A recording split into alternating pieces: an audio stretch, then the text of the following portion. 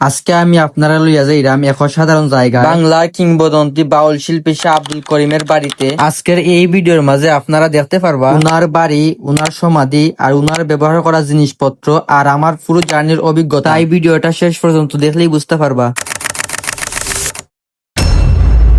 আসসালামু আলাইকুম lovely audience, welcome back to my another video from Mahir 8.8। তো ওই দিন গেছিলাম কি বন্ধু বান্ধবের লগে আই লাভ দিরা এরকম একটা কিছু লেখা আছিল। তো এই জায়গার মাঝে তো একান্তের মাঝে গিয়া হুটাট প্ল্যান হয়ে গেছে যে তারা সবাই যাইতো শাহ আব্দুল করিমের বাড়ি। আমার যদি আমার বন্ধু বান্ধব কেউ কয় যে কোনো জায়গাতে এক্সপ্লোর করতে যাইতো চাই, তো আমি তো এক পায়ে খাড়া থাকি, কারণ আমার এক্সপ্লোর করতে বেশি ভালো লাগে। তো আমরা এখন সবাই মিলিয়া রওনা হয়েছি শাহ আব্দুল করিমের বাড়ির দিকে। দেখতেই পাইরা আপনারা রাস্তার দুই পাশে অসাধারণ প্রকৃতি, সবুজ ধান খেত, প্রকৃতির এই অপরূপ সৌন্দর্য দেখতে অনেক বেশি ভালো লাগে। খোলা মাঠ, একদম শান্ত পরিবেশ, দেখতেই পাইরা রাস্তাটা অনেক বেশি সুন্দর লাগে। তবে মাঝে মাঝে একটু বাঙ্গা রাস্তা আছে, কিছু জায়গায় একটু কষ্ট হইলেও প্রকৃতির সৌন্দর্য সব ক্লান্তি দূর কইরা দিছে। আর ইবাইদি দেখছিলাম ক্রেন মেশিন দিয়ে কালামাটি তুলে, এটা এরকম দৃশ্য আসলে সব জায়গায় দেখা যায় না। যাওয়ার সময় রাস্তার এই অংশটুকুটা আমার কাছে বেশি ভালো লাগছিল। রাস্তার এক সাইডে দিয়ে খুব সুন্দর সারি সারি খরচ গাছ, আর রাস্তার অন্য সাইডে দিয়ে কুলা মাঠ। এমন জায়গা এক্সপ্লোর করলে সত্যি মনটা ফ্রেশ হয়ে যায়। তো ফাইনালি আমরা এলাম তাইনের বাড়ির সামনে। তো এখানতের মানে আমরা বাইক গুলারে পার্কিং করে রাখিয়া গেছিলাম। তো এই দিন আমার লোক গেছিল আমার বন্ধু সুলেমান, বন্ধু আলম, তারপরে আসলে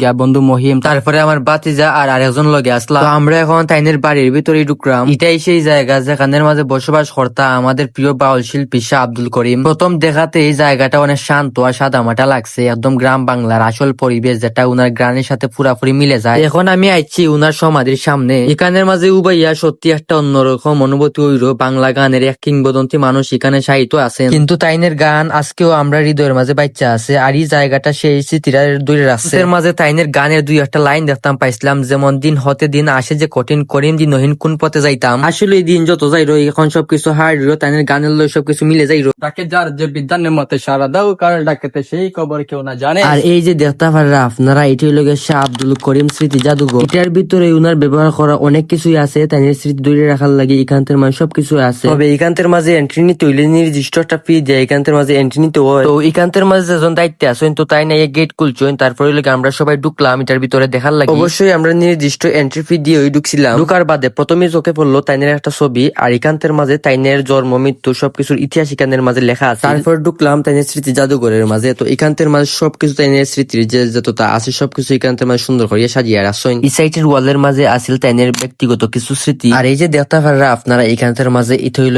তাইনের ব্যবহার করা জিনিসপত্র আর তাইনের কাপড়িতা। আর এখানতের মাঝে দেখতে পাইরা আপনারা পুরনো আসবাবপত্র যেটা তাইনে ইউজ করছিল আগে, সবকিছু খুব সুন্দর ভাবে যত্ন করে সংরক্ষণ করা হয়েছে। সবকিছু দীক্ষা মনে হইল যেন তাই নিকান্তের মাঝে এখনো আসো। এই অংশটা আমার কাছে সব থেকে